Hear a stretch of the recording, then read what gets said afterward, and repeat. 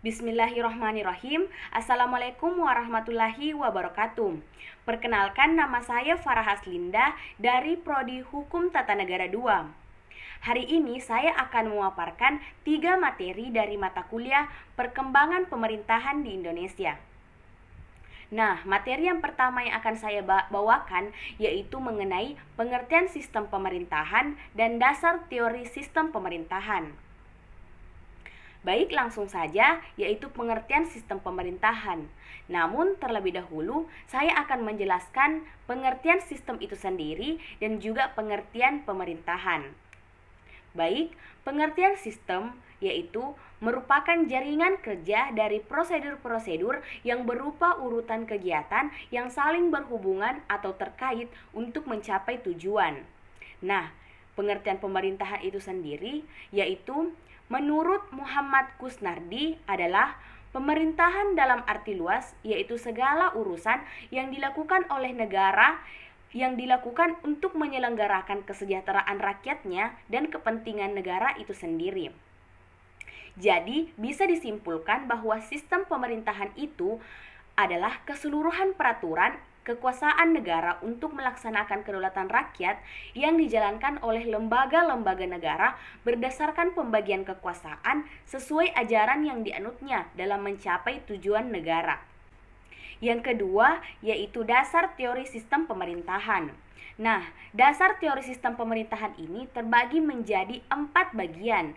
Tentunya yang pertama yaitu pemisahan kekuasaan, yang kedua demokrasi, dan yang ketiga negara berdasarkan hukum, dan yang terakhir yaitu konstitusi. Yang pertama yang akan saya jelaskan yaitu mengenai pemisahan kekuasaan. Nah, pemisahan kekuasaan ini disebut dengan istilah trias politika, adalah sebuah ide bahwa sebuah pemerintahan berdaulat harus dipisahkan antara 2 atau lebih kesatuan kuat yang bebas, mencegah satu orang atau kelompok mendapatkan kekuasaan yang terlalu banyak. Dan yang kedua yaitu demokrasi. Menurut Abraham Lincoln, demokrasi adalah pemerintahan dari rakyat, oleh rakyat, dan untuk rakyat, atau biasa disebut sebagai government of the people, by the people and for the people. Pemerintahan dari rakyat berarti pemerintahan negara itu mendapat mandat dari rakyat untuk menyelenggarakan pemerintahan. Pemerintahan oleh rakyat berarti pemerintahan negara itu dijalankan oleh rakyat. Dan pemerintahan untuk rakyat berarti pemerintahan itu menghasilkan dan menjalankan kebijakan-kebijakan yang diarahkan untuk kepentingan kesejahteraan rakyat. Baik, yang ketiga yaitu mengenai negara yang berdasarkan hukum. Res chart atau rule of law bertujuan untuk membatasi penguasa atau pemerintahan dalam arti luas dalam bersikap dan bertindak yang didasarkan pada peraturan perundang-undangan yang berlaku pada suatu tempat dan waktu tertentu atas rakyatnya. Doktrin res chart atau rule of law hanya bisa tumbuh di negara yang menganut demokrasi. Dan yang terakhir yaitu konstitusi. Konstitusi mendefinisikan hubungan antara rakyat suatu negara dengan pemerintah yang ada di dalamnya. Baik, selanjutnya saya akan lanjut ke materi yang kedua, yaitu terdapat 3 poin. Yang pertama, bentuk negara, yang kedua, susunan organisasi negara, dan juga sistem pemerintahan. Yang pertama yang akan saya jelaskan di sini yaitu mengenai bentuk negara. Namun, perlu kita ketahui bahwa bentuk negara ini terbagi menjadi 2 macam, yaitu bentuk kerajaan atau biasa disebut sebagai monarki dan juga bentuk republik. Bentuk kerajaan atau monarki yaitu mengenai negara yang dikepalai oleh seorang raja dan bersifat turun-temurun dan menjabat untuk seumur hidup. Dalam sistem kerajaan monarki, pengangkatan kepala negara didasarkan atas garis keturunan atau hubungan darah. Lalu yang kedua yaitu bentuk republik. Bentuk republik ini adalah negara pemerintahan yang dikepalai oleh seorang presiden sebagai kepala negara yang dipilih dari dan oleh rakyat untuk suatu masa jabatan tertentu. Baik, kita akan beralih ke poin kedua, yaitu mengenai susunan organisasi negara.